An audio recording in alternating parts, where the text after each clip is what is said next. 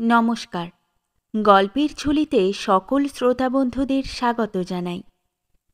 আজ আপনাদের জন্য গল্পের ঝুলিতে রয়েছে বিভূতিভূষণ বন্দ্যোপাধ্যায়ের লেখা বেনিগির ফুলবাড়ি। গল্পটি ভালো লাগলে একটা লাইক এবং কমেন্ট করে জানানোর অনুরোধ রইল। আর চ্যানেলে নতুন হয়ে থাকলে আরও গল্প শোনার জন্য চ্যানেলটি সাবস্ক্রাইব করতে কিন্তু ভুলবেন না। তাহলে চলুন শুনে নেওয়া যাক আজকের গল্প। মুঙ্গেরের কষ্টহারিণী ঘাটে রোজ সন্ধ্যায় আমার সঙ্গে ললিতবাবু দেখা হইত। আমি পিসিমার বাড়ি বেড়াইতে গিয়াছিলাম। পশ্চিমের শহরে তাহার পূর্বে কখনো বেড়াইবার অভিজ্ঞতা ছিল না। আমার এক বন্ধু আসিবার সময় বলিয়াছিল, ওখানে জুতায় কালি দেওয়ার কোনো দরকার হবে না, দেখো। দেখিলাম ব্যাপার তাই বটে। লাল ধুলা মাখিয়া জুতোর যে দশা হয় 15 মিনিট রাস্তা চলিবার পরেই, তাহাতেই জুতায় কালি দেবার উৎসাহ ক্রমে কমিয়া গেল। শহরের মধ্যে বা বাহিরের যে কোনো জায়গাতেই যান, সর্বত্র ধুলা। ক্রমে বেড়াইবার উৎসাহ কমিয়া আসিল। তখন সন্ধ্যার পরে গঙ্গার ধারেই দেখিলাম বেড়াইবার প্রকৃষ্ট স্থান।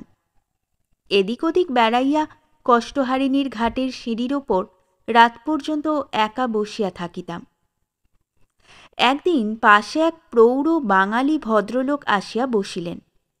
কথায় কথায় আলাপ হইলে জানিলাম তাহার নাম ললিতমোহন ঘোষাল। বাড়ি হুগলি জেলায়। ভবঘুরে লোক। আগে ছিলেন বর্ধমান টাউনে। ম্যালেরিয়ায় স্বাস্থ্যহানি হওয়ায় পশ্চিমে আজ প্রায় 10-12 বৎসর আসিয়া বাস করিতেছেন। ক্রমে ললিতবাবুর সহিত প্রত্যহ দেখা হইত। ঘাটে বসিয়া গল্প করিতাম অনেক রাত পর্যন্ত। একদিন তিনি আসিয়া আমায় বলিলেন, আপনি একজন সাহিত্যিক, এ কথা তো এতদিন আমায় বলেননি। আমি জিজ্ঞাসা করিলাম, কার মুখে শুনলেন আবার এ কথা? সবাই বলছে। আপনি সোমবার বেথুনবাজার লাইব্রেরিতে বক্তৃতা দিয়েছিলেন শুনলাম। আমার বাড়িওয়ালার ছেলে ছিল সভায়। হ্যাঁ, ও তা বটে। বড় আনন্দ হলো আপনার সঙ্গে আলাপ হয়ে। আমিও নিজে একটু আধটু লিখতুম কিনা এক সময়, তাই সাহিত্যিকদের বড় শ্রদ্ধা করি মশাই। আপনি বয়সে অনেক ছোট হলেও আমার নমস্য। আমি বিনয়সূচক হাস্য সহকারে বলিলাম, কি যে বলেন। একদিন আসুন না গরিবের বাসায়, লেখা টেখাগুলো আপনাকে দেখাবো। এককালে যথেষ্ট লোকে জানত। আমার উপন্যাসের 2-3টে এডিশন হয়েছে মশাই। শুনিয়া কিছু বিস্মিত হইলাম। বাল্যে আমি তখনকার সময়ের হেন উপন্যাস ছিল না যাহা পড়ি নাই। কিন্তু ললিত ঘোষালের নাম ঔপন্যাসিক হিসাবে কোথাও পাই নাই। কাহারও মুখে শুনিয়াছি বলিয়াও তো মনে হইল না। কৌতূহলবশত একদিন ললিতবাবুর সঙ্গে তার বাসায় গেলাম। স্টেশনের কাছে লাইনের ধারে একটা ছোট পুরানো বাড়ির বাহিরের ঘরে তার বাসা। অতি অপরিষ্কার ঘর, কতকাল যেন ঝাঁট পড়ে নাই। বিছানাপত্র ততোধিক ময়লা। ছেঁড়া তুলো বেরুনো ওয়ারবিহীন বালিশ, ময়লা গামছা ও ঘরে পরিবার ধুতি দেখিয়া মনে হইল ললিতবাবুর বর্তমান অবস্থা আদৌ সচ্ছল নয়। ললিতবাবু আমায় যত্ন করিয়া বসাইলেন। বলিলেন, একটু চা খান দয়া করে, এসেছেন যখন। আতিথ্যের কোনো ত্রুটি হইল না। নিজেই চা করিয়া 2খানা আটার রুটিতে গুড় মাখাইয়া আমায় খাইতে দিলেন। হুঁকায় তামাক সাজিয়া আমায় দিতে গেলেন। আমার ওসব চলে না শুনিয়া দুঃখিত হইলেন। নিজে তামাক খাওয়া শেষ করিয়া তিনি একখানা পুরানো বাঁধানো খাতা আমার কাছে আনিয়া খুলিলেন। আমার দিকে সলজ্জ হাসিয়া বলিলেন, এই দেখুন, মানে যত কাগজে আমার সমালোচনা বার হয়েছিল আপনাকে দেখাচ্ছি। সাগ্রহে খাতাখানি দেখিতে লাগিলাম। এখন হইতে ২০-২৫ বৎসর পূর্বে, অর্থাৎ ইংরাজি ১৯১০ কি ১২ সালের দিকে যেসব খবরের কাগজে ও মাসিক পত্রিকায় সুনাম অর্জন করিয়াছিলেন, যেমন বঙ্গবাসী, ইংলিশম্যান, হিতবাদী, ভারত মহিলা প্রভৃতি, সেই সব পত্রিকা হইতে তাহার বিভিন্ন পুস্তকের সমালোচনাগুলি কাটিয়া আঠা দিয়া খাতাখানিতে আঁটিয়া রাখা হইয়াছে।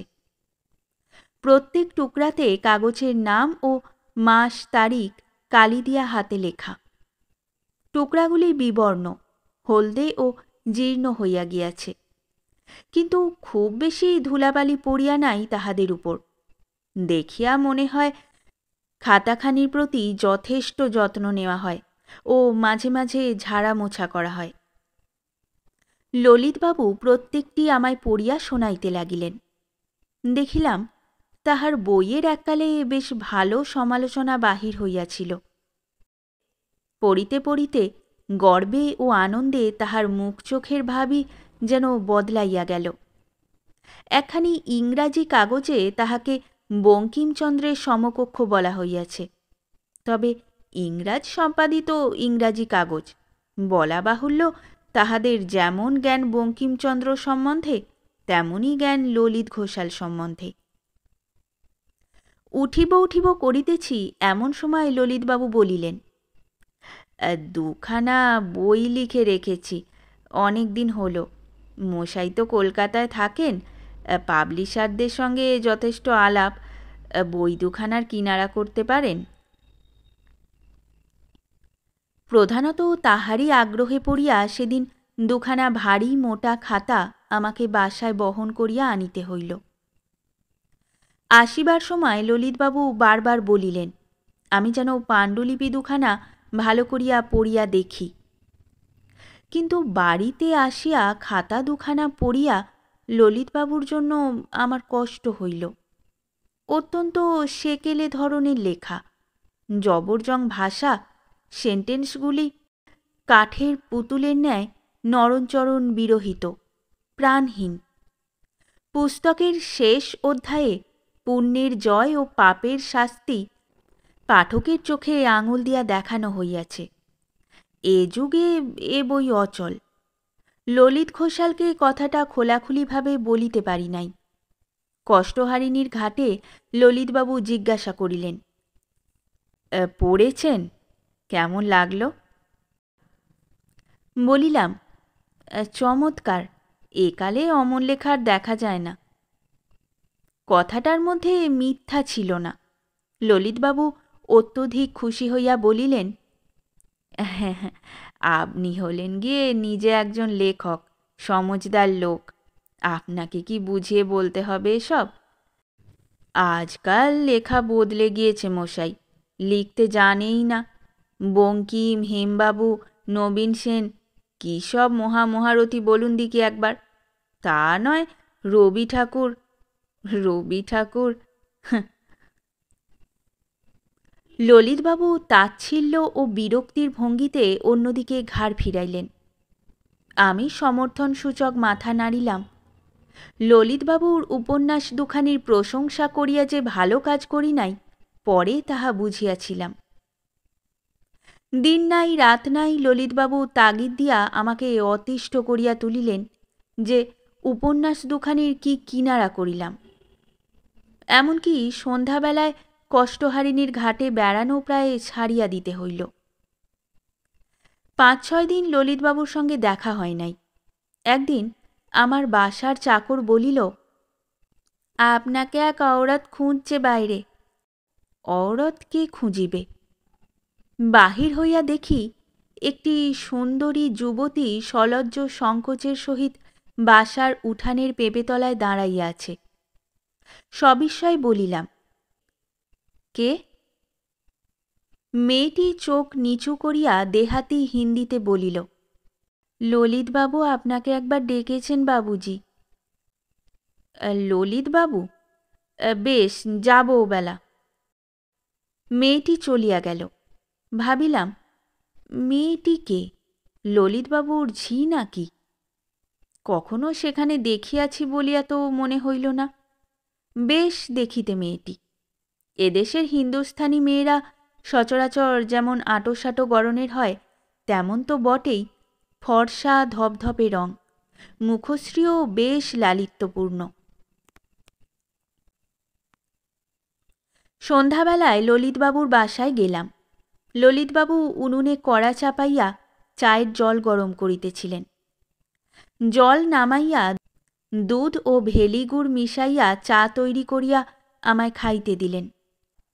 আমি বলিলাম, একটি মেয়ে গিয়ে আমায় আপনার এখানে আসতে বললে, কদিন ব্যস্ত ছিলাম বলে আসতে পারিনি। ললিতবাবু বলিলেন, ও মনিয়া গিয়েছিল বুঝি, তাই এসেছেন, ভালোই করেছেন। আমি ভাবছিলাম কেন আর আসেন না। স্বল্পমাত্র ভূমিকার পর ললিতবাবু আবার বইয়ের কথা পাড়িলেন। জানেন ব্যাপারটা, হাতে একটু টাকার যাচ্ছে, ভাবলাম বই দুখানার একখানাও যদি লাগিয়ে দিতে পারেন তবে এ সময়ে কিছু পেলে বড় উপকার হতো। তাই মনিয়াকে ওবেলা আপনার ঠিকানা দিয়ে, তা করেছেন কিছু? বড় বিপদে পড়িলাম দেখিতেছি। ও বইয়ের আমি কি করিয়া কি করিব বুঝিলাম না। সে কথা ললিতবাবুকে বলিতে কিন্তু আমার মন সরিল না, কেন কি জানি। বলিলাম, আগে হ্যাঁ, 2-3 জন পাবলিশারকে লিখেছি, এখনও উত্তর পাইনি, পেলেই জানাবো আপনাকে। ললিতবাবু বলিলেন, আপনাকে কষ্ট করে আসতে হবে না, মনিয়া যখন বাড়ি চিনে গেছে, ওই পরশু নাগাদ আর একবার যাবে এখন। মনিয়া বুঝি আপনার এখানে কাজ করে? ললিতবাবু যেন ঢোক গিলিয়া বলিলেন, হ্যাঁ, মনিয়া, হ্যাঁ। আমি সেদিন বিদায় লইয়া আসিলাম। 3য় দিন মনিয়া আমার বাসায় আবার গিয়া হাজির। এদিন আমার কৌতূহল হওয়াতে মনিয়াকে বলিলাম, ললিতবাবুর ওখানে কতদিন আছিস? মনিয়া বেশি কথা বলে না, মুখ না তুলিয়া কি একটা বলিল, ভালো বুঝিতে পারিলাম না। তাহার হাতে 5টি টাকা দিয়া বলিলাম, ললিতবাবুকে গিয়ে বলো কলকাতা থেকে পাঠিয়ে দিয়েছে। মনিয়া টাকা কয়টি লইয়া চলিয়া গেল। ইহার পর দিনকতক ললিতবাবু আমাকে বড় উদ্ব্যস্ত করিয়া তুলিলেন।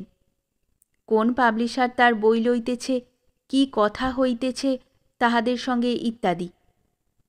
বই পড়িয়া রহিয়াছে আমার বাসায়। কলিকাতার বইওয়ালারা এত বোকা নয় যে ওই বইয়ের জন্য অগ্রিম টাকা দিতে যাইবে। মুখে বলিলাম, বই নেবে কিনা তার ঠিক নেই, তবে যদি নেয় তার বায়নাস্বরূপ টাকাটা দিয়েছে। ললিতবাবু বুঝিলেন না যে আমার কথা সম্পূর্ণ অর্থহীন। বায়না করা ইহাকে বলে না, বা এ অবস্থায় কেহ বায়নার টাকাও দেয় না। অভাবের দিনে টাকা আসিয়াছে তাহাই যথেষ্ট। কোথা হইতে আসিল, কেন আসিল, অত বুঝিয়া দেখিবার অবসর ও ইচ্ছা তাহার ছিল না। সেই হইতে মাঝে মাঝে তাহাকে 2-1 টাকা পাঠাইয়া দিতাম মনিয়ার হাতে, কারণ মনিয়াকে বাঁধা নিয়মে প্রতি সপ্তাহে আমার বাসায় পাঠাইতে আরম্ভ করিলেন। কষ্ট হইত তাহার কথা ভাবিয়া। প্রৌঢ় হইলেও ললিতবাবু দেখিতে সুপুরুষ। ভালো হোক মন্দ হোক, তিনিও একজন লেখক ছিলেন। আজ অবস্থা খারাপ হইয়া পড়িয়াছে, তিনকুলেও এদিকে কেহ নাই। এই দূর বিদেশে এই বয়সে কে তাহাকে দেখে, কে মুখের দিকে চায়? টাকা কোন প্রকাশক পাঠাইতেছে এ কথা তিনি আমায় মাঝে মাঝে জিজ্ঞাসা করিতেন। আমি কাল্পনিক পুস্তক প্রকাশকের নাম করিতাম, তাহাদের কাল্পনিক চিঠির কথা বলিতাম। কোনো রকমে সে কথা চাপা দিয়া অন্য কথা পারিতাম। শীতের শেষে সেবার মুঙ্গের হইতে চলিয়া আসিলাম। আসিবার পূর্বে ললিতবাবুর খাতা দুখানি তাহাকে ফেরত দিতে গেলাম। তিনি বলিলেন, কি হলো মশাই? বড্ড গোলমাল হয়ে গেল সব। ওদের সে দোকানখানা উঠে গেল। ভাইতে ভাইতে গোলযোগ, কেস রুজু হয়েছে। এ অবস্থায় আর ওরা, তাই পরশু আমায় খাতা ফেরত পাঠিয়েছে।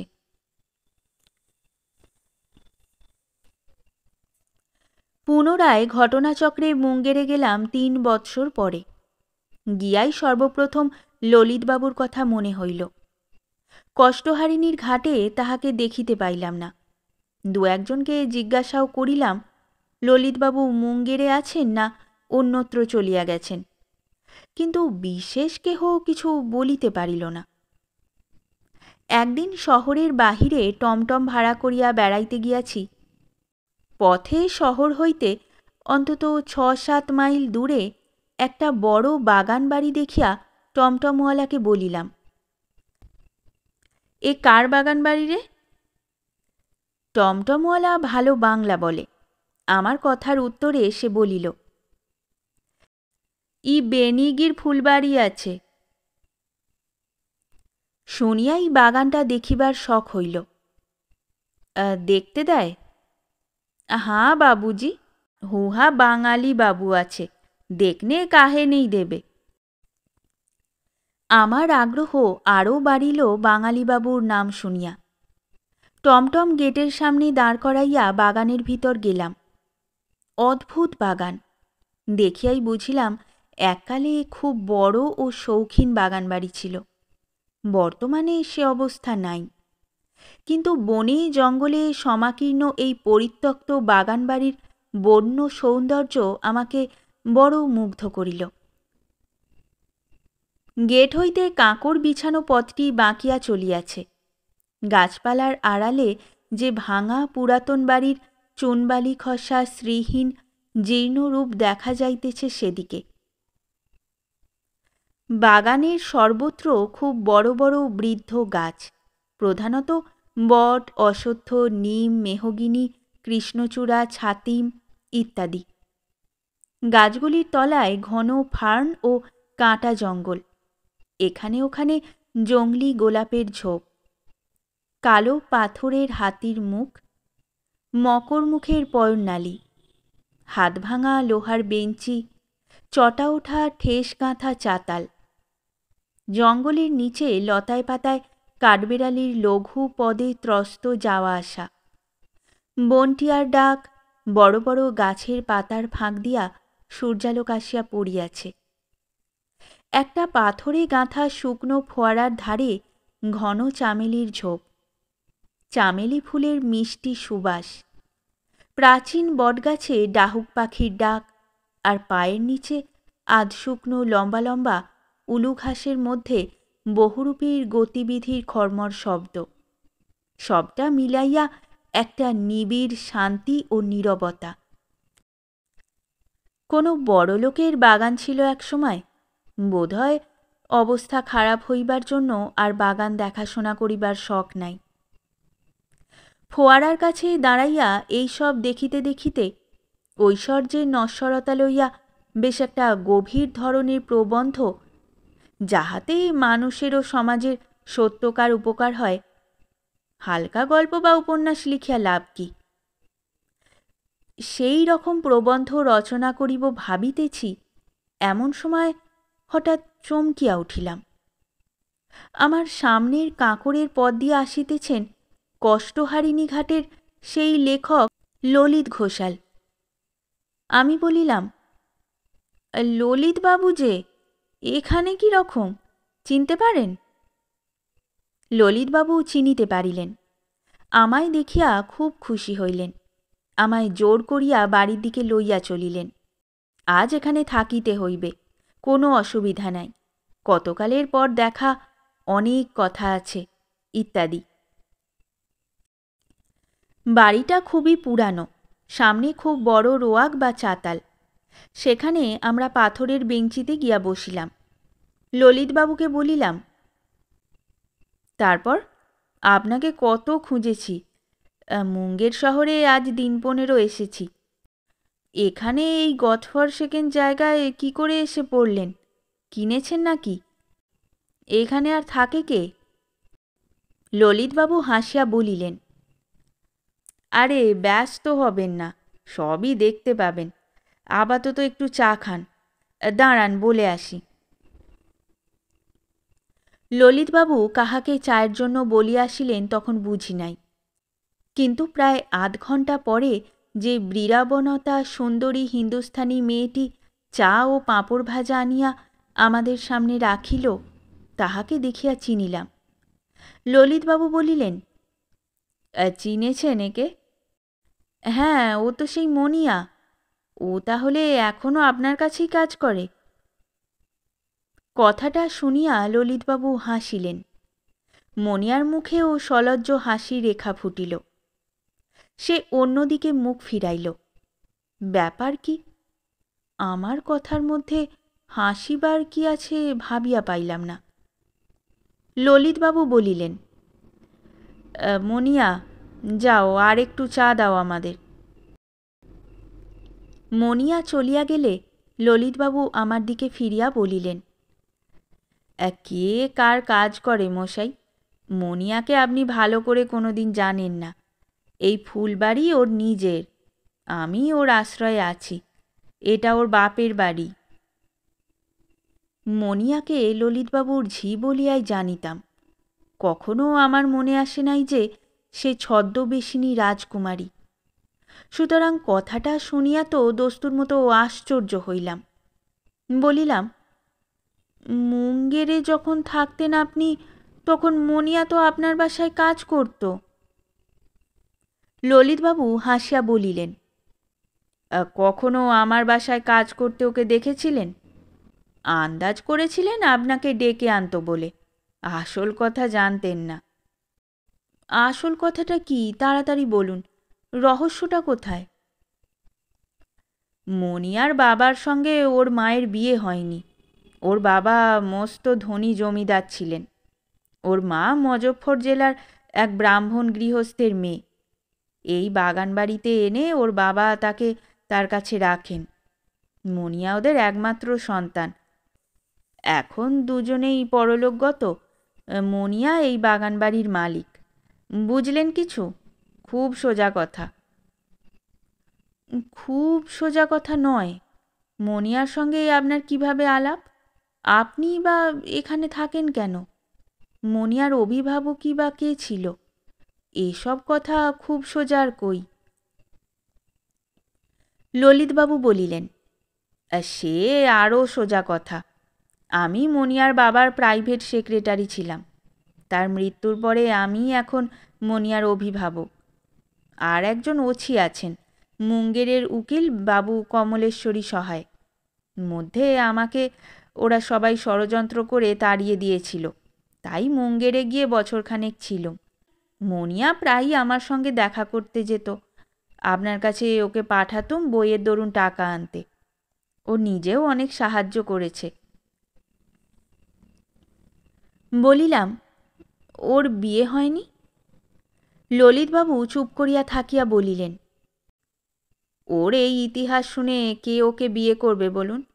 বিশেষত এদেশ তো জানেন। ইতিমধ্যে সূর্য পশ্চিমে ঢলিয়া পড়িল। বেলা আর বেশি নাই। চামেলি বনের ধারে পাথরের বেঞ্চিতে বসিয়া আমাদের গল্প জমিয়া উঠিয়াছে। এমন সময় মনিয়া আবার চা আনিল। ললিতবাবু বলিলেন, মনিয়া, এ বাবুকে চিনতে পেরেছ? মনিয়া হাসিয়া ঘাড় নাড়িল। কোথায় দেখেছিলে বলো তো? মুঙ্গেরে, ওর বাসায়। পরে আমার দিকে চাহিয়া হাসি মুখে ওর অভ্যস্ত দেহাতি হিন্দিতে বলিল, ভালো আছেন বাবুজি? হ্যাঁ, তুমি ভালো আছো মনিয়া? এই সময় ললিতবাবু বলিলেন, রাত্রে কিন্তু থাকতে হবে আপনাকে। আমি দুটো কথা বলবার লোক পাইনে। এসেছেন যদি থাকুন। মনিয়া, তুমিও থাকতে বলো। আমিও তো বলছি, থাকুন বাবুজি, ভারী খুশি হব থাকলে। অগত্যা রাজি হইতে হইল। দেখিলাম মনিয়া সত্যই খুশি হইল। বলিল, রাত্রে আপনি কি খান বাবুজি? উনি পুরি খান, আপনিও তাই খাবেন তো? ভালো করিয়া চাহিয়া দেখিলাম মনিয়া সত্যই সুন্দরী মেয়ে। হিন্দুস্থানী মেয়ের দেহের গড়ন ও বাঙালি মেয়ের মুখের লাবণ্য, এ দুটির অপূর্ব সমাবেশ হইয়াছে মনিয়াতে। দেহবর্ণ চম্পক গৌর, কাশ্মীরি মেয়ের মতো ঈষৎ গোলাপি, মাথায় ঘন কালো একঢাল চুল, বড় বড় চোখ। আমার আশ্বাস পাইয়া মনিয়া উৎসাহের সহিত বাড়ির ভিতর চলিয়া গেল, সম্ভবত রান্নাবান্না করিতে গেল। ললিতবাবু বলিলেন, বড্ড সেবা যত্ন করে আমাকে, মানে খুব। তা মানবে না আমাদের সঙ্গে ওদের কথা?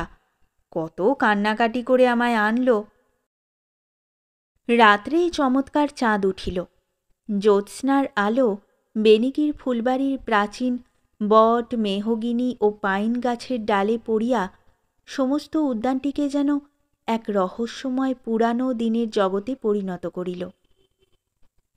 আমার মনে পড়িল দুটি প্রেমিক প্রেমিকার কথা, মনিয়ার বাবা ও মা।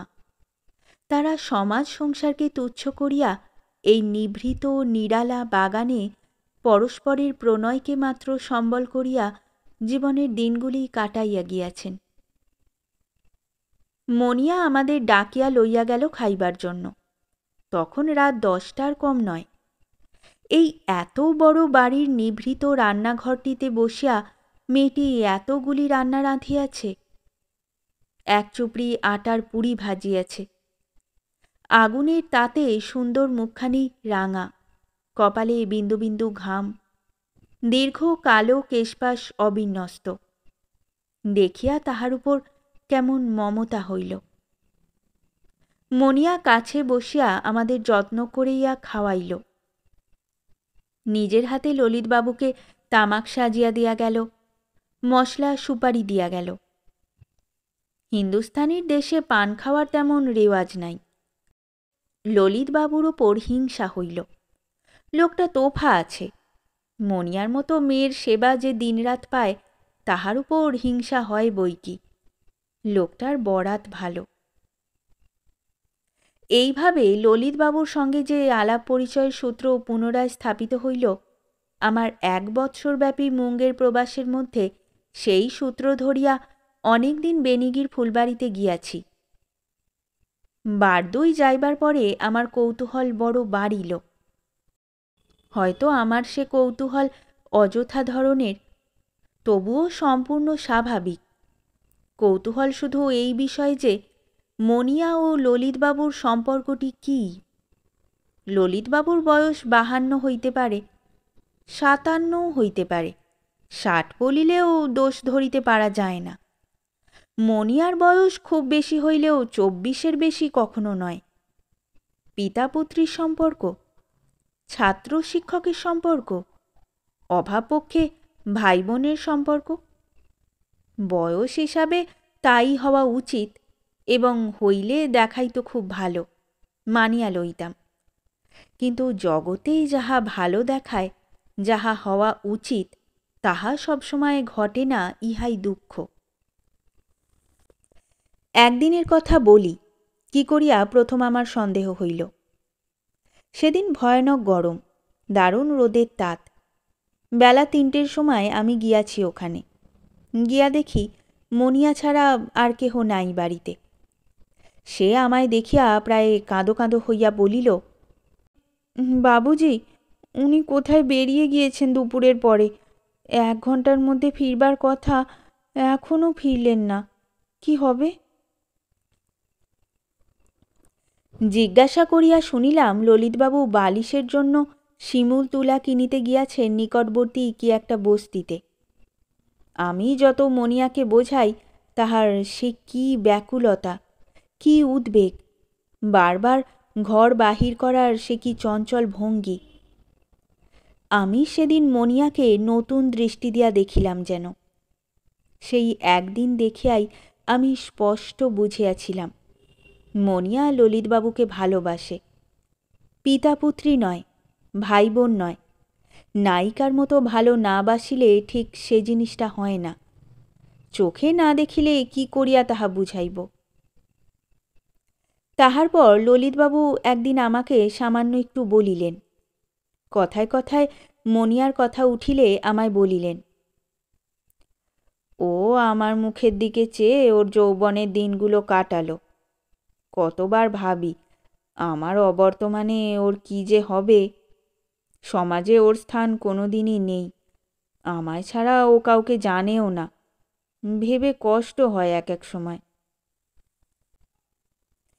একটি 20-21 বছরের তরুণী যে একজন 55 বছরের বৃদ্ধকে নিবিড়ভাবে ভালোবাসিতে পারে, নিজের চোখে দেখার পূর্বে সে কথা কেহ যদি বলিত, তাহার কথা হাসিয়া উড়াইয়া দিতাম। জীবনের কী রহস্যই বা আমরা জানি। মনিয়ার ভালোবাসা দেখিয়া জীবনের একটি অজ্ঞাত তথ্য জানিয়া বিস্মিত হইলাম। আরও একটি ব্যাপার দেখিলাম। ললিতবাবু সম্পূর্ণ বেকার। একটি কানা করি দিয়াও তিনি মনিয়াকে সাহায্য করিতে অক্ষম। অথচ তাহার যাহা কিছু খরচ সব যোগাইতে হয় মনিয়াকেই, এবং সে অম্লান বদনে তাহা এ যাবৎ সরবরাহ করিয়া আসিতেছে। ললিতবাবু তাহার স্বগ্রাম এক বেকার ভ্রাতুষ্পুত্রকে মাসিক অর্থ সাহায্য করেন। 4-5 বার ললিতবাবু আমাকেই টাকাটা দিয়াছিলেন মানি অর্ডার করিবার জন্য, কারণ তাহাদের এখানে নিকটে ডাকঘর নাই। তাহাও মনিয়ার পয়সায়। ললিতবাবু যখন একা মুঙ্গেরের বাসায় থাকিতেন, তখনকার অপেক্ষা এখন তাহার চাল অনেক বাড়িয়াছে। পরের পয়সায় আমাদেরও বাড়িত। কথাবার্তার মধ্যে একদিন ললিতবাবুকে জিজ্ঞাসা করিলাম, মনিয়ার বাবার প্রাইভেট সেক্রেটারি ছিলেন কতদিন? কিভাবে আলাপ হয়? শুনবেন, কলকাতায় যখন বইটই আর কেউ নিতে চায় না, পাবলিশার খুঁজে পাইনে, তখন তো এলাম মুঙ্গেরে। আজ থেকে বছর 12 আগে। বাবু কমলেশ্বরী সহায় এখানকার বড় উকিল। তিনি বললেন একজন বড়লোক মক্কেল বাঙালি সেক্রেটারি খুঁজছে ইংরেজি চিঠিপত্র লেখার জন্য। তাই এখানে এসে মনিয়ার বাবার সঙ্গে দেখা করি। চাকরিও হয়ে গেল। 7 বছর ছিলাম। মনিয়ার বাবা মারা যাওয়ার পরে আমি এখান থেকে গিয়ে মুঙ্গেরে বাসা করে থাকতাম। সে অবস্থায় আপনি আমায় দেখেছিলেন সেবার। মনিয়া জোর করে আবার নিয়ে এলো এখানে। কি করি বলুন? সত্যই তো, বেচারি ললিতবাবু। কি করিবার ছিল তার? মনিয়াকেও দেখিয়াছি ললিতবাবুকে এসে ছায়ার মতো অনুসরণ করে। তাহার এতটুকু কষ্ট বা অসুবিধা বাস্তব বা কাল্পনিক দূর করিতে কি ব্যাকুলতা! নিজের চোখে যাহা দেখিতে পাই তাহাকে অবিশ্বাস করিতে পারি কই। মাস কয়েক যাতায়াতের ফলে ক্রমেই আমার মনে হইল যে মনিয়া যতটা করে ললিতবাবুর দিক হইতে তাহার অর্ধেকও নাই, বরং আরও কম। ললিতবাবু এখানে আছেন যে তাহার কারণ মনিয়ার উপর তাহার দরদ নয়। তিনি বর্তমানে বেকার। মনিয়া তাহার সব খরচ চালাইয়া থাকে। এই জন্য ললিতবাবু মনিয়াকে তাহার ঝি বা পাচিকার মতো ভাবেন যেন। হুকুমের ওপর তাকে সর্বদা রাখিয়াছেন। অনেক সময় ভাবটা এই রকম দেখান যে তিনি অতি বড়লোক বাঙালি। এখানে যে অবস্থান করিতেছেন সে নিতান্তই মনিয়ার ওপর কৃপা করিয়া। বেনিগির ফুলবাড়ির প্রাচীন বনস্পতিদের ছায়ায় চামেলি ঝোপের ধারের হাতল ভাঙা লোহার বেঞ্চিতে বা পুকুরের ভাঙা ঘাটে বসিয়া কতদিন তরুণী মনিয়ার জীবনের এই অদ্ভুত ট্র্যাজেডির কথা চিন্তা করিয়াছি। জগতে কেন এমন ঘটে? অমন সুন্দরী মেয়ে, কত তরুণ প্রেমিক যাহার এককণা অনুগ্রহ পাইবার জন্য অসাধ্য সাধন করিতে রাজি হইতে পারিত, তাহার অদৃষ্টে এ কি দুর্ভোগ!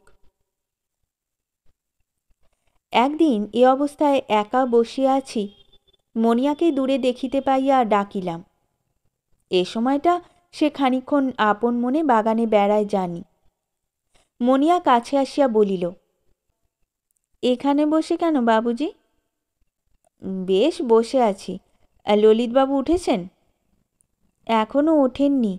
উনি ঠিক 4টে বাজলে ওঠেন। তারপর চা করব। ললিতবাবুর বৈকালিক নিদ্রা ঘড়ির কাঁটার মতো বাঁধা পথ ধরিয়া চলে। নিয়মের এতটুকু ব্যতিক্রম বড় একটা ঘটিতে দেখিলাম না। বেলা পড়িয়া আসিতেছে। মণিয়ার পরনে একখানা হালকা চাঁপা রঙের শাড়ি, গায়ে হিন্দুস্তানি মেয়েদের মতো কর্তা, সুগঠিত গৌরবর্ণ বাহু দুটিতে বাজু, কানে বড় বড় কানবালা, কপালে কালো টিপ। রূপকথার রাজকুমারীর মতো সম্পূর্ণ সেকেলে ধরনের বেশভূষা ওর। হাল ফ্যাশনের বড় একটা ধার ধারে না। দেহাতি মেয়ে, সম্ভবত জানেও না। বলিলাম, বসো মনিয়া। না বাবুজি, দাঁড়িয়ে আছি বেশ, সারাদিন তো বসেই থাকি। তুমি আপন মনে বেড়াও এই সময়টা না? হ্যাঁ বাবুজি, উনি ঘুমোন আর আমারও কাজকর্ম থাকে না, একটু বেরিয়ে বেড়াই। ঘুমোও না বুঝি? না, দুপুরে আমার ঘুম ভালো লাগে না, অভ্যেস নেই বাবুজি। আচ্ছা, এ বাগানে কতদিন আছো? ছেলেবেলা থেকেই। এই তো আমাদের বাড়ি ঘর। বাবা মা ছিলেন যখন, তখন খুব ভালো ছিল। বাবার বাগানের শখ ছিল খুব। নিজের হাতে গাছ পুঁতেছিলেন কত। একটা বট গাছ আছে বাবার হাতে পোঁতা, তার পাতাগুলো জুড়ে ঠোঙার মতো হয়ে যায়। নাকি কৃষ্ণজি দুধ খেতেন বলে বৃন্দাবনে যমুনার ধারে অমনি হতো। বংশী বট বলে দেশে। আসুন দেখবেন। আমাকে সে পুকুরের ওপারে বাগানের দক্ষিণ কোণে লইয়া গেল। বনের মধ্যে একটা ছোট বটগাছ, তাহার কচি পাতা পরস্পর জোড়া লাগিয়া ঠিক যেন ঠোঙার মতো। মনিয়া আঙুল দিয়া দেখাইয়া বলিল, দেখলেন কি তাজ্জব বাবুজি না? বিস্মিত হইবার মতো মুখ করিয়া বলিলাম, তাজ্জবই বটে, সত্যি। মনিয়া হাত নাড়িয়া উৎসাহের সহিত বলিতে লাগিল, দেখুন, কতকাল আগে কৃষ্ণজি দুধ খেতেন বলে এখনও পাতাগুলোর জোড়া লেগে যায়। এতেও লোকের অবিশ্বাস ঘোচে না, বলুন বাবুজি। বেগ্যের মতো ঘাড় নাড়িয়া বলিলাম, ঠিক বলেছ মনিয়া, খুব ঠিক। উহার সরল বিশ্বাসে হস্তক্ষেপ করিবার আমি কে? জিজ্ঞাসা করিলাম, তোমার বাবা কতদিন মারা গিয়েছেন? 6 বছর বাবুজি। উনি মারা যাওয়ার পর কোথায় ছিলে? কোথাও না বাবুজি, এখানেই। আমার দাইমা আর চাচেরা ভাই সঙ্গে থাকত। তা ওরা এখন কোথায়?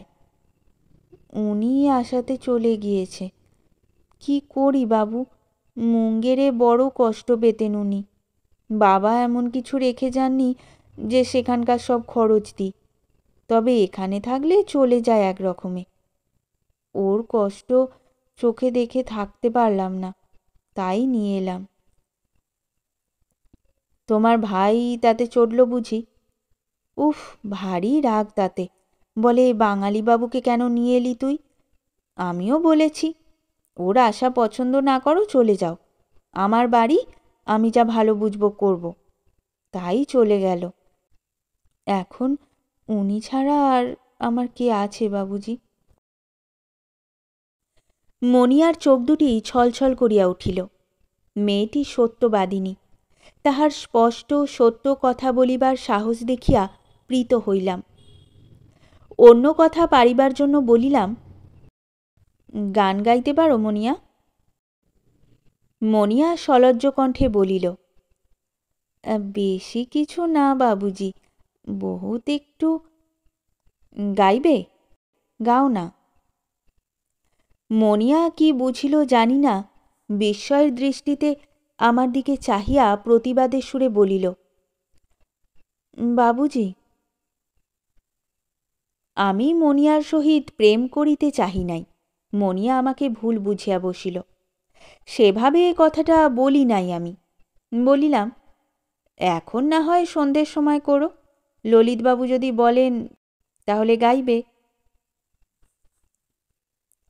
অতিথির প্রতি উহার কর্তব্যবোধ ও ভদ্রতা বড় ঘরের ঘরানার উপযুক্ত বটে। কি সুন্দরী দেখাইতেছে মনিয়াকে! উহাকে দেখিলেই আমার মনে হয় ও সেকালের মেয়ে, সেকালের বেশভূষায় প্রাচীন উদ্যানের বনস্পতিদের পটভূমিতেই ওকে মানায়, অন্যত্র ও নিতান্ত খাপ ছাড়া।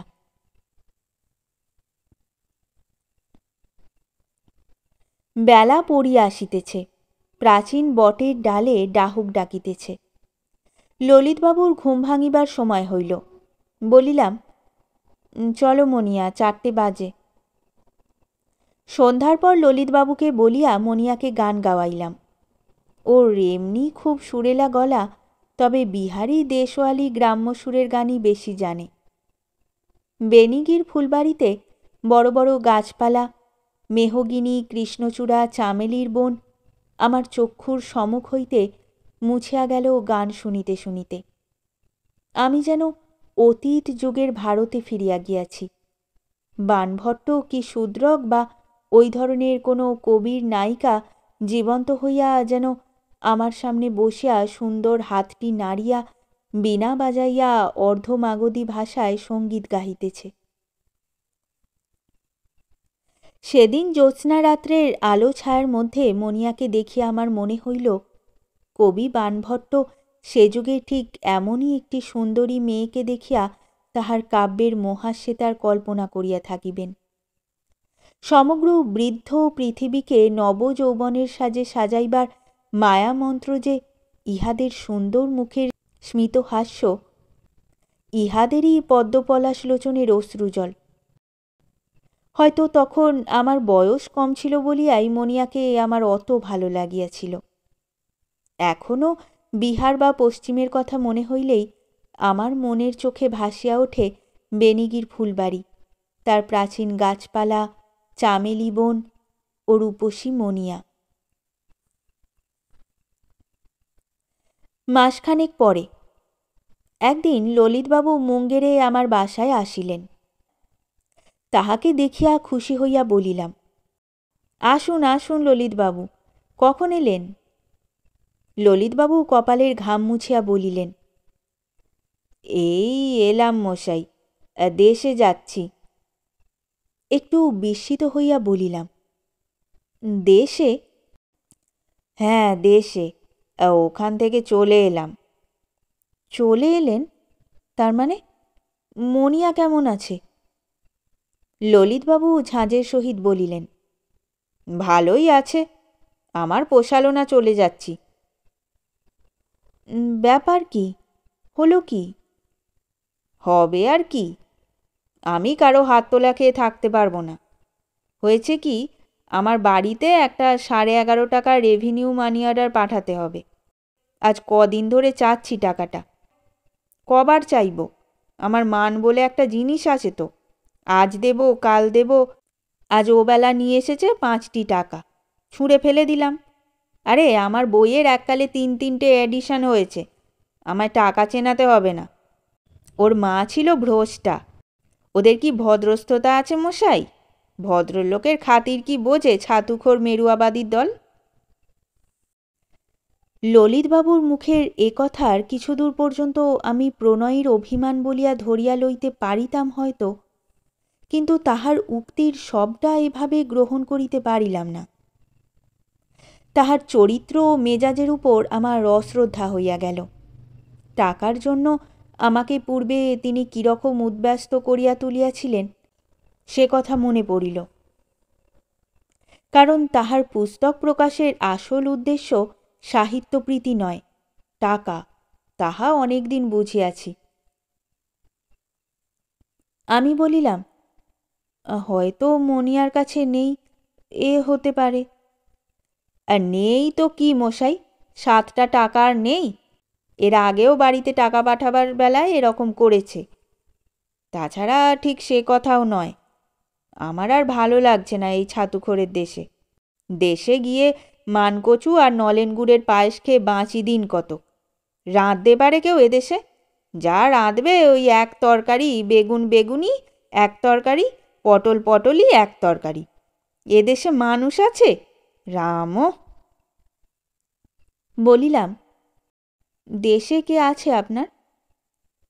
ভাইপো আছে, ভাইপোর স্ত্রী আছে, তাদের ছেলে মেয়েরা আছে, নেই কে? তাদের ফেলে বিদেশে থাকা কি পোষায় এই বয়সে বলুন তো? দেশে থাকলে অভাব কি আমার? এই ছাতুর দেশে আর না, ঢের হয়েছে, হাঁপিয়ে উঠেছে প্রাণ। ঘরের ছেলে ঘরে ফিরে যাই। মনে ভাবিলাম জিজ্ঞাসা করি, দেশে থাকিলে যদি চলিবার ভাবনা নাই, তবে ভ্রাতুষ্পুত্রটিকে প্রতি মাসে টাকা পাঠানোর কি দরকার হইত ছাতুর দেশ হইতে, এবং তাও একটি ছাতুর দেশের সরলা মেয়ের নিকট হইতে ভুলাইয়া লওয়া টাকা? না, লোকটা অকৃতজ্ঞের এক শেষ। চলিয়া গেল দুপুরের ট্রেনে। আমি তুলিয়া দিতে পর্যন্ত গেলাম না। ঘৃণা হইল লোকটার প্রতি। ললিতবাবু চলিয়া যাইবার দুদিন পরে আমার বাসায় জানালার কাছে বসিয়া আছি, এমন সময় দেখি মনিয়া বাসার সামনে টমটম হইতে নামিতেছে। আমি গিয়া তাহাকে ঘরের মধ্যে আনিয়া বসাইলাম। মনিয়া উদ্বিগ্ন স্বরে বলিল, বাবুজি, উনি কোথায় জানেন? আপনার এখানে এসেছিলেন? ওখান থেকে বেরিয়েছেন আজ 2 দিন হলো। সঙ্গে টাকা কড়ি আছে। উনি তো আপন ভোলা মানুষ। আমার বড্ড ভয় হয়েছে। মুঙ্গের বড় খারাপ জায়গা বাবুজি। বিস্মিত হইয়া বলিলাম, টাকা কড়ি কিসের? আমার হাড়ছড়াটা ভেঙে গড়াতে দেবেন বলে সঙ্গে আনলেন, আর 50টা টাকা। ওর নিজের কি দরকার আছে বললেন। আর বাগানের বড় চাতালটা, যেখানে বসে আপনারা চা খান, ওটা মেরামত করবার জন্য চুন আর সিমেন্ট কেনবার দরকার, তাই। কালই ফেরবার কথা ছিল, কিন্তু আজ সকালেও যখন এলেন না, তখন আর স্থির থাকতে পারলাম না। আপনার এখানে আসেননি বাবুজি? ব্যাপার শুনিয়া স্তম্ভিত হইলাম। কেন জানি না মনিয়াকে ব্যাপারটা খুলিয়া বলিতে পারি নাই। অর্থনষ্টের দুঃখ হইতেও বড় দুঃখ আছে। এই সরলা দেহাতি তরুণীর মনে সে দুঃখ বড় বিষম বাজিত। হয়তো মনিয়ার প্রতি কোনো ধরনের দুর্বলতা ছিল আমার, তাই সে দুঃখের হাত হইতে তাহাকে বাঁচাইলাম। বলিলাম, ললিতবাবু ভাইপোর অসুখের খবর পেয়ে হঠাৎ দেশে চলে গিয়েছেন। আমার ঠিকানায় তার এসেছিল। টাকাটা সঙ্গে নিয়ে গেছেন। খরচপত্রের দরকার আছে বললেন। হাড়গাছাটা তাড়াতাড়িতে দিতে পারেননি। দেশের স্যাকরাকে দেবেন ভেঙে গড়াতে। ইহার পর আমি বেশি দিন মুঙ্গেরে ছিলাম না। যে কদিন ছিলাম, মনিয়া 6-7 দিন অন্তর আসিয়া ললিতবাবুর কোনো চিঠি আসিল কিনা খবর লইত। বলা বাহুল্য, ললিতবাবু কোনো চিঠি দেন নাই। সেই মাঘ মাসে আমি মুঙ্গের হইতে চলিয়া আসিলাম, এবং তাহার পর প্রায় 5 বছর ওদিকে যাই নাই। বিগত 1934 সালের বিহার ভূমিকম্পের পর পিসিমাদের দেখিতে আমি আবার মুঙ্গেরে যাই। মুঙ্গেরে পদার্পণ করিয়াই শহরের চেহারা দেখিয়া শিহরিয়া উঠিলাম। সে মুঙ্গের নাই। চারিদিকে ধ্বংসদেবের প্রলয় তাণ্ডবের পদচিহ্ন। অবশ্য ভূমিকম্পের পর তখন 3-4 মাস উত্তীর্ণ হইয়া গিয়াছে। সপ্তাহখানেক পরে একদিন কি মনে করিয়া একখানি টমটম ভাড়া করিয়া বেনিগির ফুলবাড়ির দিকে রওনা হইলাম। বেনিগির ফুলবাড়িতে মনিয়াদের সেই জরাজীর্ণ বাড়িটা ভূমিকম্পে নিশ্চিহ্ন হইয়া গিয়াছে। মনিয়াও বাঁচিয়া নাই। বাড়ি চাপা পড়িয়া হতভাগিনীর মৃত্যু হইয়াছে। বেনিগির ফুলবাড়ির প্রাচীন বট, মেহগিনি, কৃষ্ণচূড়া ছায়ায় মহাশ্বেতার বীণার ক্লান্ত সুর কাঁদিয়া কাঁদিয়া চিরদিনের মতো নীরব হইয়া গিয়াছে। ইহাই সেখানে নিশ্চয় দেখিব ভাবিতে ভাবিতে যাইতেছিলাম। কিন্তু তাহার বদলে যাহা দেখিলাম, তাহার জন্য সত্যই প্রস্তুত ছিলাম না। ফুলবাড়ির সামনে টমটম হইতে নামিলাম। ফটক দিয়া ঢুকিতেই গাছপালার ফাঁক দিয়া চোখে পড়িল বাড়িটা যেন মাটির উপরেই দাঁড়াইয়া আছে। বাগানের ও বাড়ির অবস্থা দেখিয়া জনশূন্য বলিয়াও বোধ হইল না। আরও কিছু অগ্রসর হইয়া শুকনো ফোয়ারাটার ধারে চামেলি বনের কাছে যাইতেই কাছে একটি মেয়েকে গাছের ডালে বাঁধা তারের আলনায় কাপড় মেলিয়া দিতে দেখিয়া দাঁড়াইলাম। সেই সময় পায়ের শব্দে মেয়েটিও চমকিয়া আমার দিকে পিছন ফিরিয়া চাহিল। দেখিলাম সে মনিয়া। মনিয়ার চেহারার কিছু পরিবর্তন হইয়াছে, একটু মোটা হইয়া গিয়াছে, মুখশ্রী বদলাইয়াছে, তবুও সে এখনও সুন্দরী। মনিয়ার ডাগর চোখ দুটিতে বিস্ময়ের দৃষ্টি তখনও কাটে নাই। আমার দিকে অল্পক্ষণ চাহিয়া থাকিবার পর উজ্জ্বল মুখে বলিল, বাবুজি, আসুন আসুন, এতদিন কোথায় ছিলেন? সেই চলে গেলেন, আর খোঁজ নেই। কত ভেবেছি আপনার জন্য। এখানে ছিলামই না, দিন কয়েক হলো আবার এসেছি। যে কাণ্ড হয়েছে দেখলুম তোমাদের দেশে। তারপর তুমি ভালো আছো? মনিয়া সুন্দর ভঙ্গিতে ঘাড় নাড়িয়া বলিল, আপনার আশীর্বাদে বাবুজি প্রাণে বেঁচে গিয়েছি সব। এ বাড়িটার বিশেষ কিছু হয়নি। আসুন না, চলুন বাড়িতে। বলিলাম, বাড়িতে তুমি এখন মানে আর কে আছে? মনিয়া বলিল, আমার দাইমা আর চাচেরা ভাই আছে। পরে সলজ্জ হাসিয়া বলিল, আর উনি আছেন। পরম বিস্ময়ে বলিয়া উঠিলাম, কে, ললিতবাবু? মনিয়া পুনরায় সলজ্জ হাসিয়া চোখ নিচু করিয়া বলিল, আবার কে বাবুজি? সেই তো চলে গেলেন, 2 বছর ছিলেন দেশে। আমার দাইমা আর চাচেরা ভাই আবার এলো, 3 বছরের মাথায় উনি ফিরলেন। মা গো, এমনি রোগা হয়ে গিয়েছেন। বাংলা মুলুকের জল হাওয়া একদম নরম। ওর এতকাল পশ্চিমে বাস সহ্য হবে কেন? হাতে পয়সা যা নিয়ে গিয়েছিলেন কবে উড়িয়ে বসে আছেন, আমার হাড় ছড়াটা পর্যন্ত। সে যাগ্গে বাবুজি, ওর এই দাড়ি চুল ময়লা দশা দেখে তো কেঁদে বাঁচি নে। সেই থেকে আছেন। এখন বেশ শরীর সেরেছে, আর দেশে যাওয়ার নামটি মুখে আনতে দিইনি। অবস্থা শুনিয়া মনে হইল ললিতবাবুও বর্তমানে সে কথা মুখে আনিবেন এমন কাঁচা লোক তিনি কখনোই নহেন। বলিলাম, কোথায় উনি? মনিয়া হাসি মুখে বলিল, চলুন, আসুন বাড়িতে বাবুজি। ভারী ভাগ্যি আপনি এলেন। উনি খুব খুশি হবেন আপনাকে দেখে। এখনো ঘুম থেকে ওঠেননি, 4টে বাজলেই উঠবেন। তারপর চা করব, আসুন। প্রাচীন বটের ডালে পুরনো দিনের মতো ডাহুক ডাকিতেছিল। বেনিগির ফুলবাড়ি ঘুমন্ত স্বপ্নপুরী যেন। মনিয়া রাজকুমারী ঘুম ভাঙিয়া সদ্য উঠিয়াছে। সময় এখানে অচল। ললিতবাবু লোকটার উপর পুনরায় ভয়ানক হিংসা হইল। শেষ হলো আমাদের আজকের গল্প। গল্প পাঠে এবং বিভিন্ন চরিত্রে আমি তৃষিতা। গল্পটি ভালো লাগলে লাইক এবং শেয়ার করে দেবেন। আর চ্যানেলে নতুন হয়ে থাকলে আরও গল্প শোনার জন্য চ্যানেলটি সাবস্ক্রাইব করতে কিন্তু ভুলবেন না। খুব তাড়াতাড়ি নতুন একটি গল্প নিয়ে ফিরে আসব। সকলে ভালো থাকুন, শুনতে থাকুন গল্পের ঝুলি।